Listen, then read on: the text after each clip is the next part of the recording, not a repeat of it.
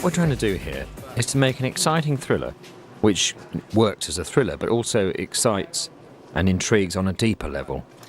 The key idea in this film is that a relic travels across history, various groups are fighting for it, and is found in modern times, again, as the object of several groups of people's focuses and desires. My commander, where is the Loculos? Lies right at the apex of all these. I don't want to give away the plot for those who haven't seen the film, and it's pretty crucial, but this is a perfect film for the new millennium. It's about the crossover of science and religion. It's about something that could only actually happen now.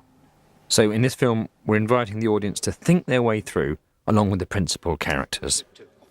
And why are we joined by a student of alchemy, of all things? We're going to be turning lead into gold.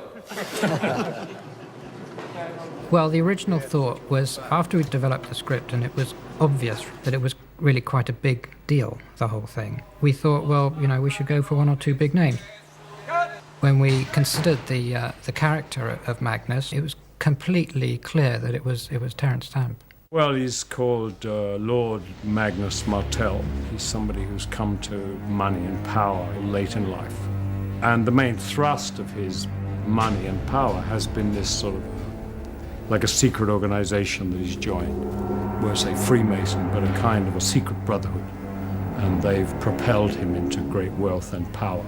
He's been entrusted with a relic, a sort of sacred relic.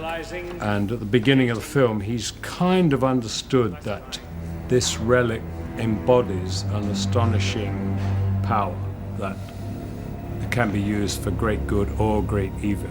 He's decided of his own volition to return it to its resting place or destroy it.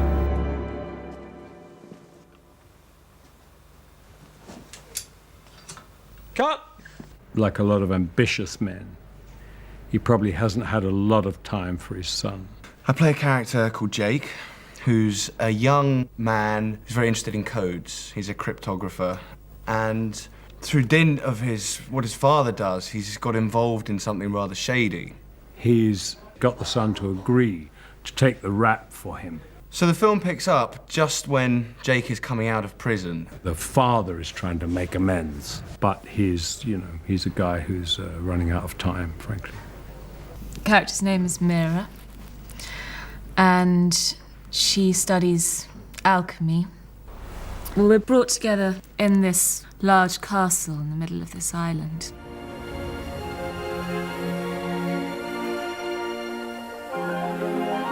It's very intriguing for Mira. She doesn't know anybody there.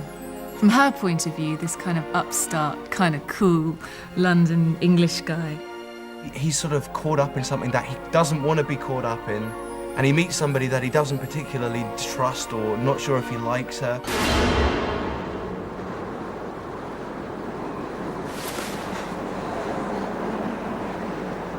You're with them. What? Did you see them? Everyone's dead. They've been murdered. He has to follow this thing through to the end now. There's nowhere else for him to turn to. There's nothing else that he can do. He's stuck. So he has to see this quest through to the end, if you like. Come on!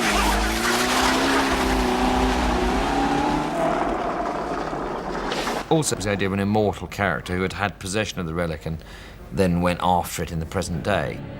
The character of Pronuntius, the Grand Master, is a sort of evil immortal. Although he's pervasive throughout the film, in fact, he doesn't have too much to say. It's what he does and the way he looks. So we were looking for an actor who could really convey that evil spirit, like Udo, who can just do that. The character I'm playing, Pronuntius, which is the Antichrist, which of course is a wonderful role, and that I am actually 2,000 years old in the film. I'm going from Jesus Christ to the year 2001. This is Connolly. First time you see him.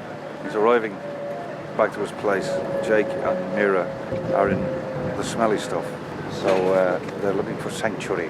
So Jake comes and see me because I was his padre in prison. Our friendship had begun then. So he comes to see the only man he can trust.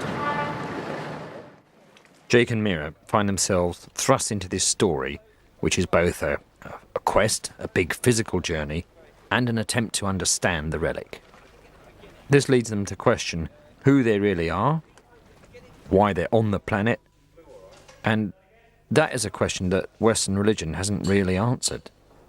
It's a question that you don't even have to be a believer today to want to have it answered as well. Jake and Mira are guided in their dreams and visions to believe that they could be reincarnated beings. It's all presented very carefully in the film. Are they facts or delusions? We let the audience decide.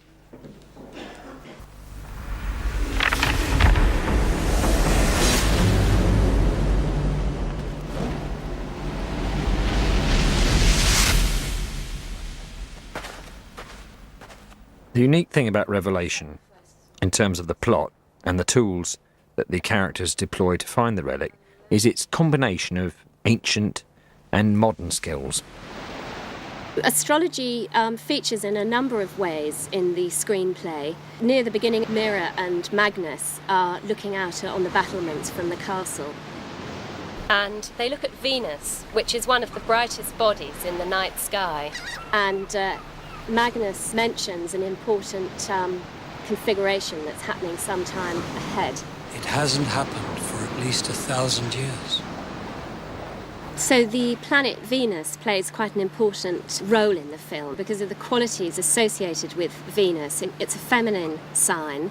The Ankh was interchangeable with the crucifix in the early Egyptian church. It's almost the same as the symbol for Venus, which is now the feminine symbol. The pentagram, or the five-pointed star, features quite prominently in the film as well. And Venus can be related to that because of its orbit. It actually forms a five-pointed star if you take into account its retrograde or backward movement. It's used as part of the clues that lead Jake and Mira, and it's used in combination with sacred geometry and the information based around the text of Revelation. John the Divine was banished here by the Romans. This is where he wrote Revelation.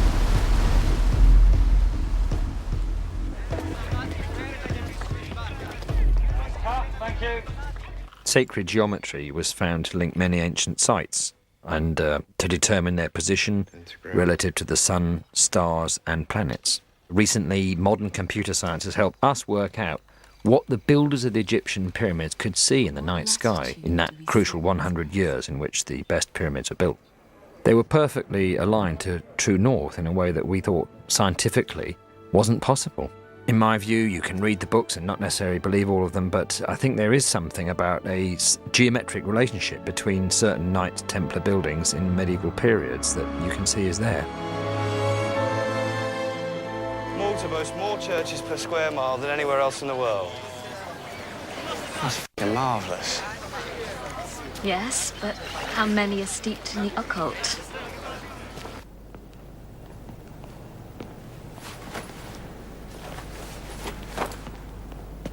A symbol of healing and transformation. The split snakes are the female energy. The male is the straight rod, passing between them. Conducting energy up the spine to the brain, emerging here.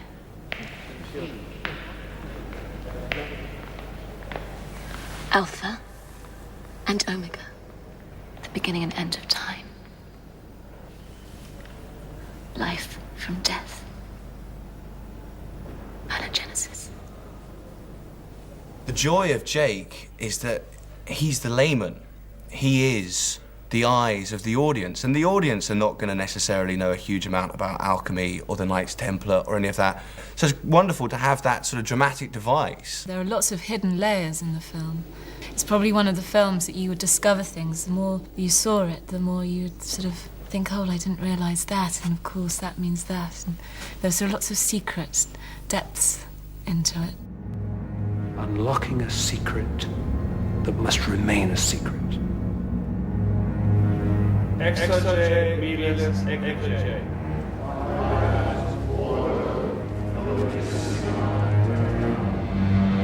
In this scene, we're creating a fictional 18th century order of Templarist Freemasons.